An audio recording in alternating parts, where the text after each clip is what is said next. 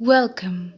You're listening to The Curious One by Gharisha Safira and read to you by Gharisha Safira Pratama.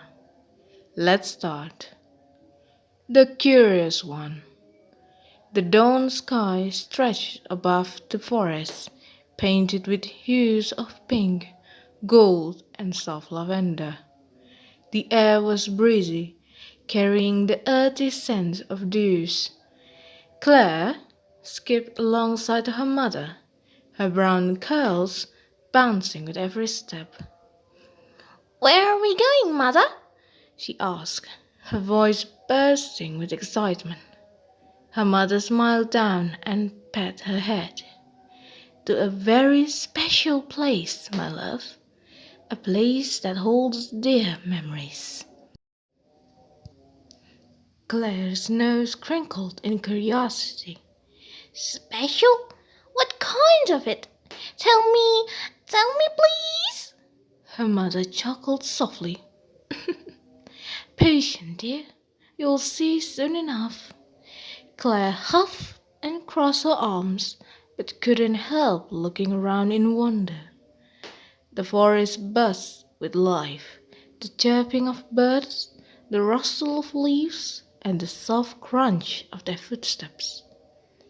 "Mother, what kind of tree is that? Why does the moss grow only on that side? And why is the sky so pink here?" Normally her mother allowed Claire only one question a day, saying it helped her to think more deeply on her own. But today her mother answered them all, her voice calm and patient, as they walked through the forest. Claire tilted her head, her brow furrowing. Why is she answering everything today? She wondered. Then a mischievous smile spread across her face. "I bet if I run ahead, I'll find that special place first," she thought in her head. Before her mother could stop her, Claire ran down the path as fast as her small legs carrying her. "Claire!" her mother called, exasperation mixed with concern in her tone. Claire didn't stop. The trees grew denser as she ran, but soon the path opened up to reveal a shimmering lake. The water reflected the sky, rippling gently with a gentle breeze. "It's beautiful," Claire whispered, her eyes wide with wonder. She walked closer and took off her shoes, with bare feet squishing into the cold, damp mud.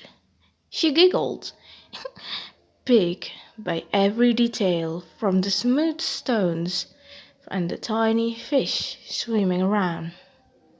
Suddenly, a rustling sound came from the nearby bushes. Claire froze, her eyes scanning the bush. Another rustle, followed by a low growl.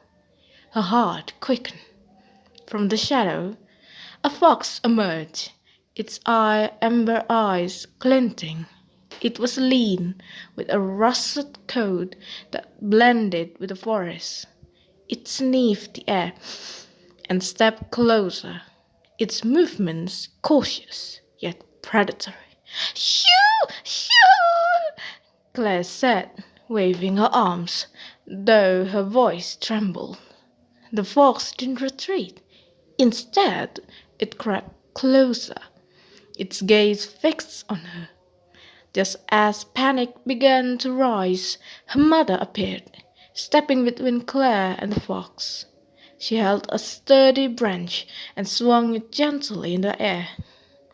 The fox hesitated, then darted back into the bushes, disappearing as quickly as it had come. "Claire!" her mother said, with her voice firm yet calm. "I need you to stay close to me. This forest is beautiful, but it can be dangerous too. Do you understand?" Claire nodded, her eyes downcast. I'm sorry, Mother. I just got so excited. Her mother knelt, cupped her Claire's face in her hands. I know, darling, but some adventures are better when we face them together. Claire's mother let out a soft sigh, her gaze fixed on the horizon. This is the place, Claire, she said, her voice tinged with emotion. The first place you became so curious about the world. Your father and I brought you here when you were just a baby. You touched the water with your tiny hands, and we know then that you'd grow up full of wonder. Claire looked up at her mother, her heart swelling with love and sadness. Was Daddy here too? She asked softly. Her mother nodded, her eyes glistening. Yes, this was his favorite place. He loved the dawn sky, the color, the feeling. He said it reminded him that every day is a new beginning. Claire gazed at the sky, her small hand slipping into her mother's. I wish he was here. Her mother pulled her into a warm embrace. He is, Claire. Every time we come here, he's with us. In the sky, in the water, in your heart. Point to her heart. They stood together by the lake, the dawn sky casting its golden glow over the world. For a moment, everything felt still, peaceful and whole. After Claire wore her shoes to leave, Claire glanced back at the lake, the memory of her father pinned into the shimmering water and the golden-hued sky. Thank you, Mother, she said, her voice short but sure, for bringing me here, for everything. Her mother smiled and squeezed her hand. Always, my love, always.